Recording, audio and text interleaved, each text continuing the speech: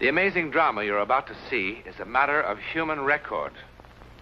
You may believe it or not. But the real people who lived this story, they believe it.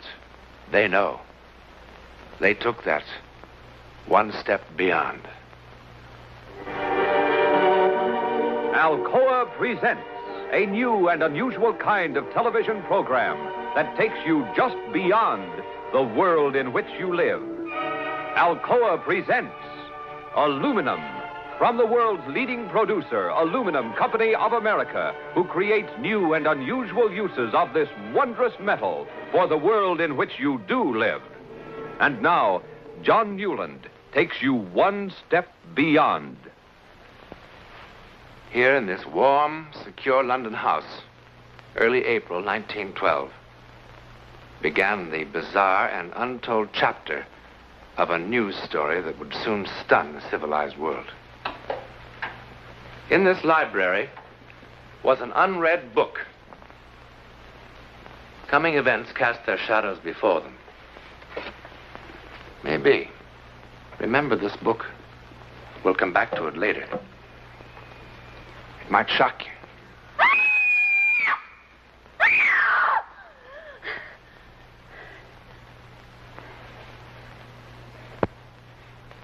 Mother. Mother. Mother. Mother! Mother!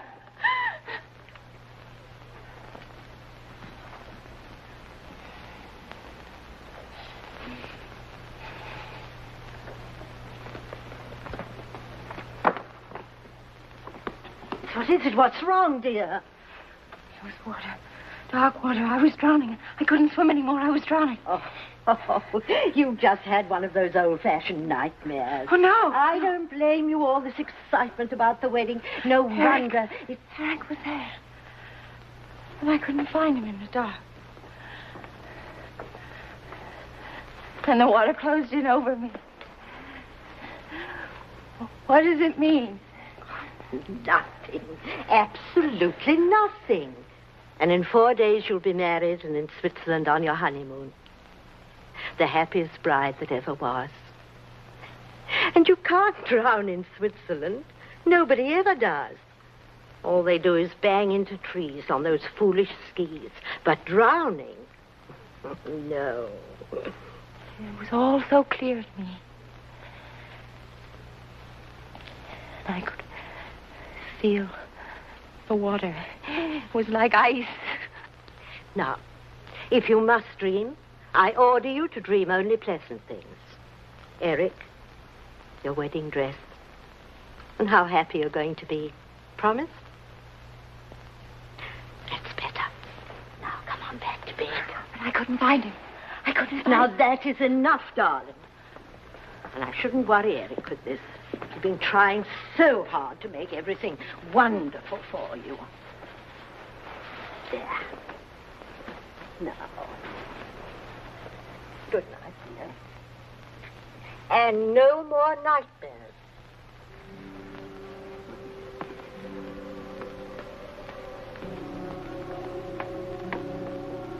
Good night.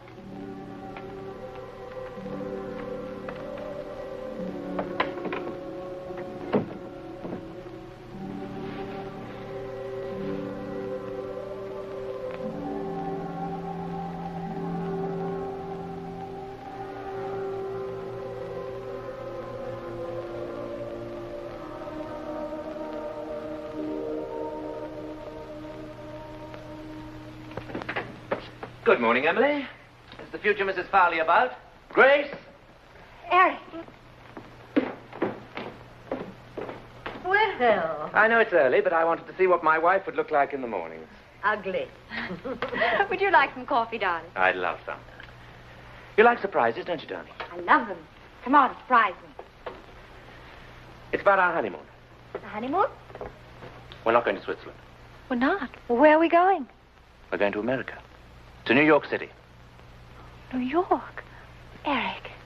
Now, why don't you ask me how we're going to get there? Swim? Rowboat? Raft? All All right, darling, how? That's how. Stateroom 111B, boat deck, right next door to Mr. and Mrs. John Jacob Astor, no less. On the maiden voyage of His Royal Majesty's ship, Titanic, Southampton to New York, 6 days at sea, next Tuesday. At sea? Oh, just a little sugar, darling. I can't.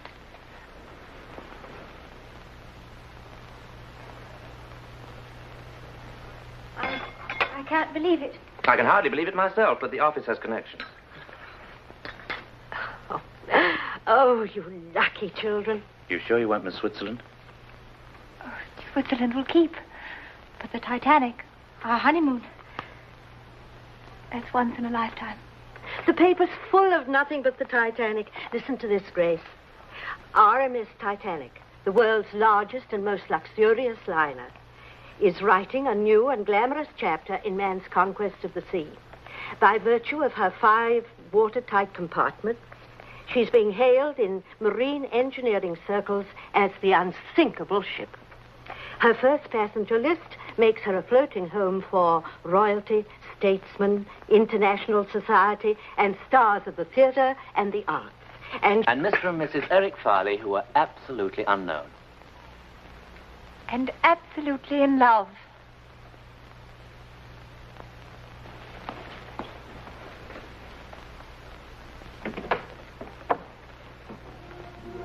Grace! Grace!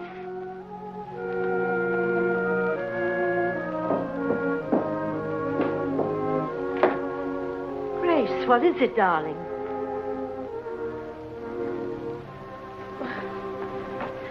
What is it?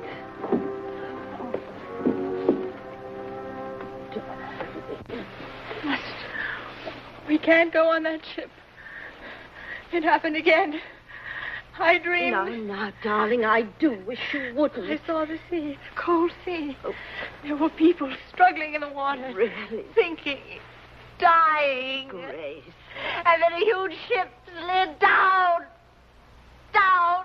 Now, it's just a bad dream. Besides, that ship couldn't be the Titanic. The Titanic can't sink. Everyone knows that. I saw a lifeboat tossing in the water. There were letters on the side of it. I saw. Really? So clearly I saw the word Titanic on the side of the boat. I did. I did. I did. I did. I did. I did. I did. Your intuition should tell you that what you see next is not a dream. It can come true. Just what I've always wanted. Only my own dear Aunt Agatha would have guessed. Have you ever kept birds, my darling? No, neither have I. You ever thought of keeping birds? Neither have I. And by all means, write dear Aunt Agatha and tell her she's made us very, very happy. I will.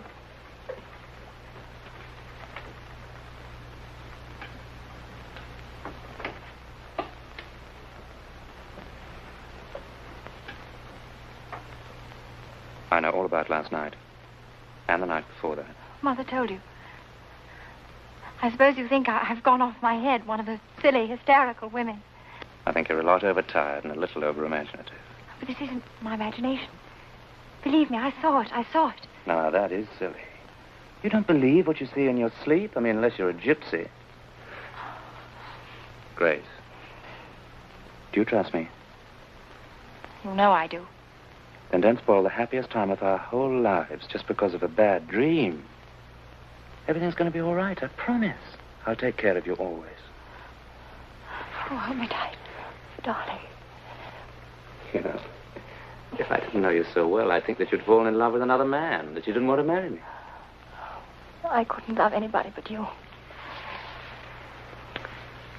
Very well, I believe you. Only remember, if there ever is another man, I was one of the best shots in the Coldstream Guard.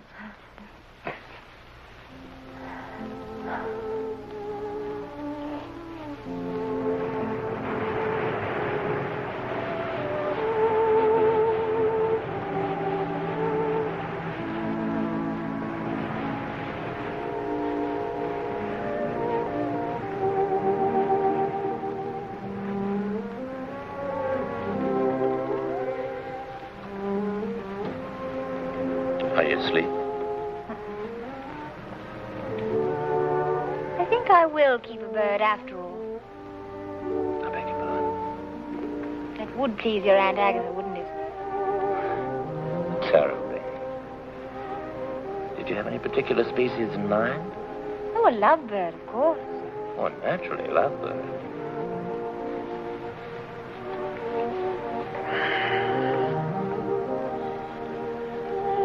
Thank you, darling. What for? The 6 most perfect days of my life.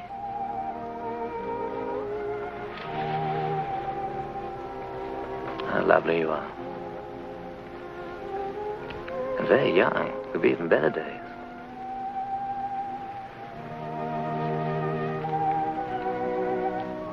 You've forgiven me, haven't you, for those silly scenes I made? I've forgotten the whole thing. I'm glad. Such awful, ridiculous dreams. It wasn't a dream at all. I was wide awake when I felt there was something wrong with the ship. Quite wrong. I know you'll laugh. And I don't blame you. I was in my cabin this afternoon. I imagine it was around 4 o'clock when I heard this terrible sound. What kind of sound?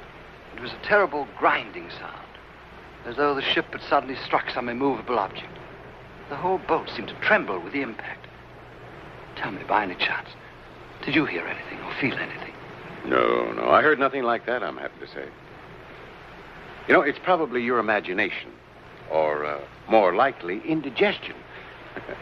Now, why don't you see the ship's doctor? He's a good man, I'm told. I'm all right physically. It's just that for the first time in my life, I'm afraid. I'm afraid even for the next few hours. I don't know what I'm afraid of. It's as though something in my soul. You know, if I weren't such a hard-headed realist and I were at home, I think I'd call on my minister. As the mighty ship raced through the Atlantic night, there were others far away who felt dark premonitions of disaster. For one, a Methodist minister in Winnipeg, Canada. 4, 6.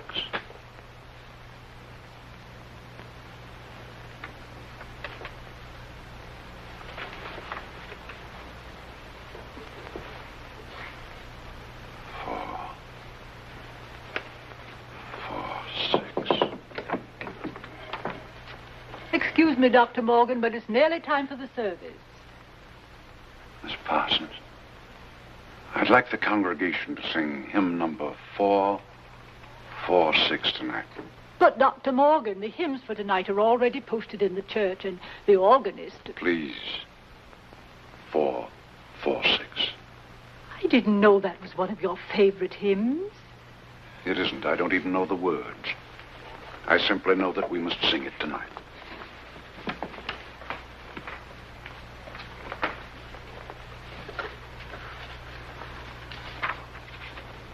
Hear, Father, while we pray to thee for those in peril on the sea. Better we should be praying for our farmers after a winter like this.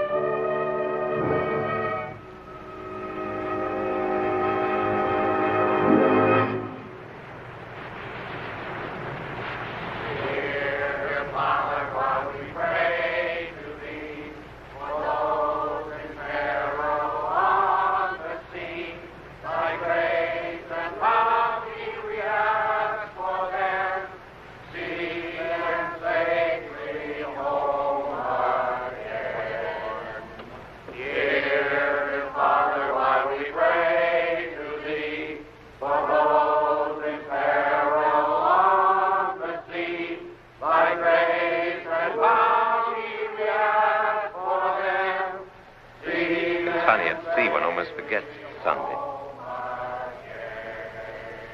What is it, darling?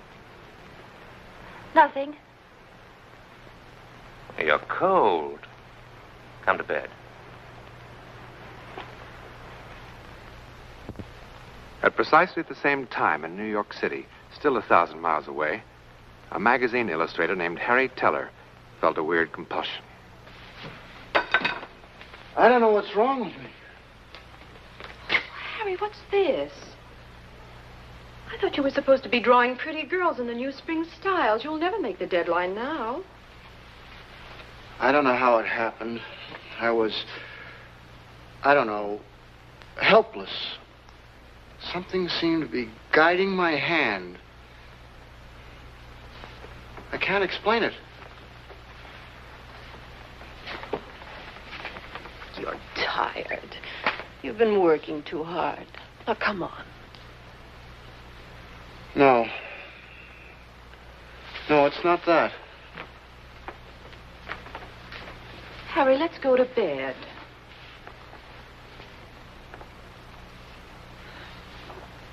You know, this drawing, it's awful. I don't know who would want it. But you know something? This is the best work you've ever done. I've never seen you do anything like this before. All of this detail in here. And Harry, what is it? Your hands are like ice. The water in the drawing was cold. Icy cold.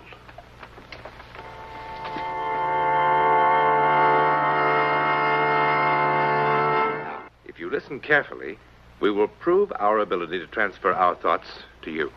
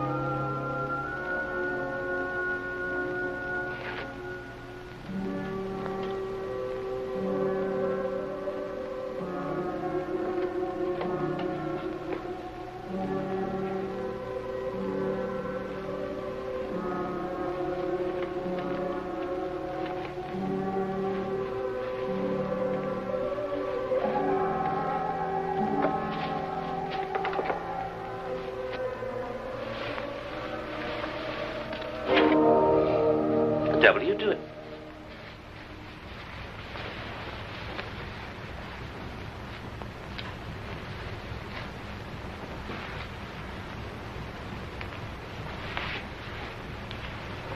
Grace. Grace. Grace.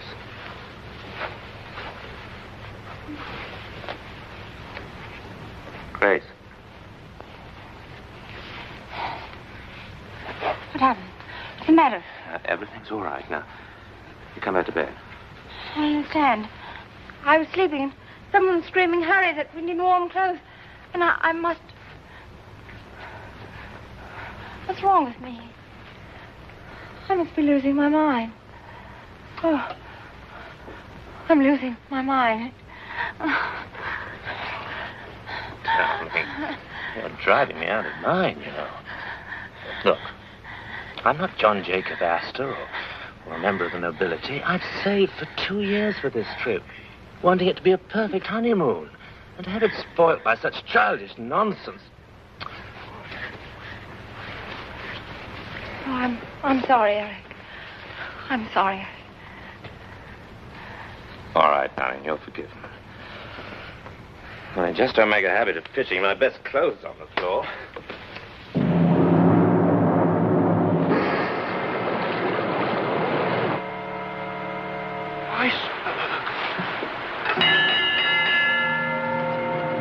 Iceberg, get ahead! Iceberg, get ahead! Iceberg, get ahead!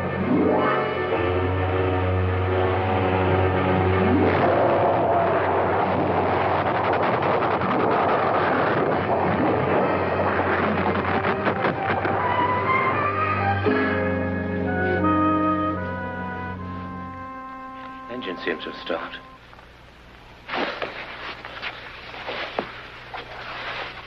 You all right?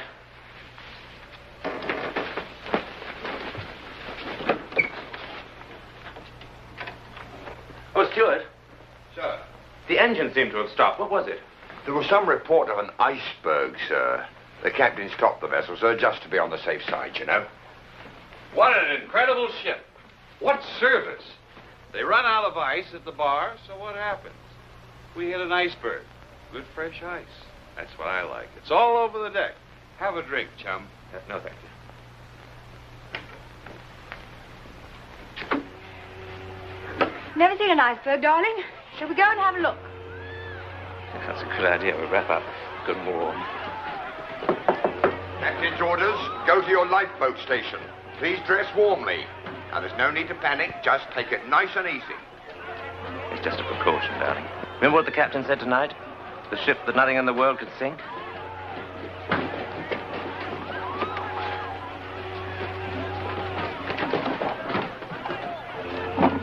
What are you doing? Trying to impress an iceberg with your jewels? Just in case they might not be coming back. Oh, come on.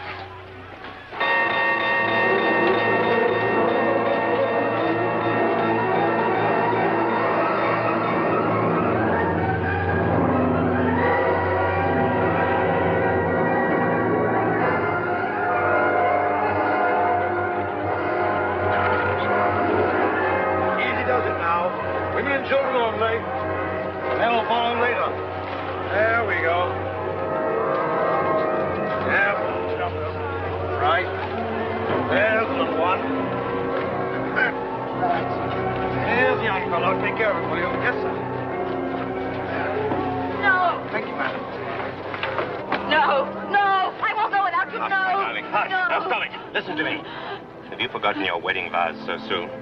Love, honor, obey. Now you go with the other women in boat 4.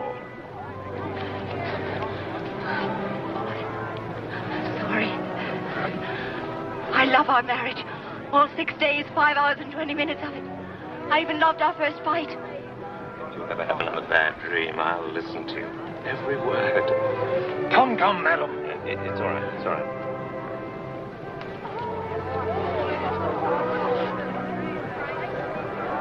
Good night, my love.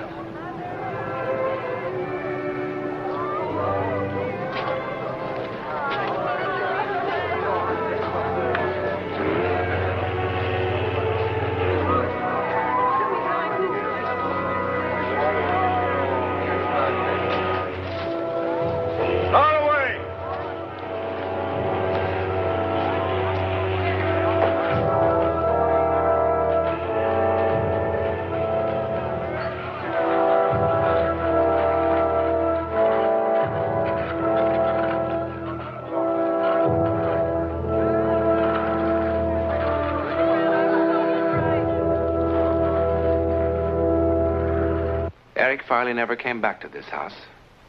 Over 1,500 people perished that dreadful night aboard the Titanic. Eric Farley was among them. You've seen some of the unexplained supernatural events surrounding the life and death of a great ship. Now, do you remember this book? It's a novel published in 1898, 14 years before the ill-fated vessel was even dreamed of. The title, Futility. Its author, Morgan Robertson. It's a story about the largest liner ever built, carrying on its maiden voyage the rich and great of the world. Then, on an April night, it struck an iceberg. The vessel in this book was 70,000 tons. The Titanic, 66,000 tons. The length of the ship in these pages, 800 feet. The Titanic, 882 feet. Both made 25 knots. Both carried about 3,000 passengers. Both liners had lifeboats for only a fraction of that number. And both were considered unsinkable. Oh, one more thing. The author called his ship the Titan. In a moment, something else to think about. Oh, About next week. Well, it begins with a silly argument about this hat. And it ends when two people in peril, miles apart, discover an amazing kind of communication. An incredible way of finding each other, as together they take that one step beyond.